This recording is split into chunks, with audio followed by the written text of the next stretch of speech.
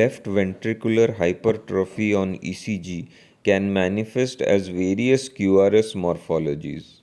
In this ECG of a 60-year-old hypertensive male presenting with intracerebral hemorrhage, the ECG shows prominent QRS voltage in precordial lids consistent with LVH, but the QRS voltage in the limb lids is remarkably low. This voltage discordance can be a sign of heart failure or LV systolic dysfunction as described in Goldberger's triad. However, the positive predictive value of Goldberger's triad is only 9%, and in fact, this patient had only concentric LVH with normal LV function on echo.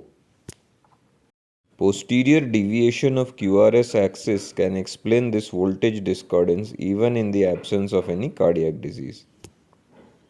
A 25-year-old asymptomatic non-hypertensive male with no chronic illness presents with this ECG showing prominent negative component of QRS in V2, V3 and large positive component in V5, V6, satisfying the criteria of LVH. Along with this, he also has normal to increased voltage in the limb leads. The echo was normal without any evidence of LVH, while the reverse echocardiographic evidence of LVH with a normal ECG is common due to COPD or obesity. Presence of LVH on ECG with a normal echo is possible in thin-built persons where the heart comes closer to the chest wall, leading to inscription of higher QRS voltages. The next ECG belongs to a 65-year-old male who presented with history of exertional breathlessness.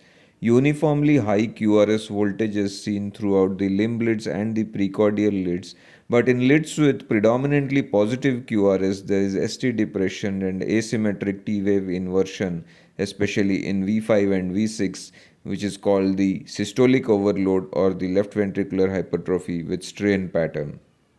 Echo in parasternal long axis view shows a thickened aortic valve with turbulence across the valve in both systole and diastole. CW across the valve in apical four-chamber view confirms very severe aortic stenosis with a peak velocity of 5.2 meters per second and severe aortic regurgitation with a pressure half time of 230 milliseconds.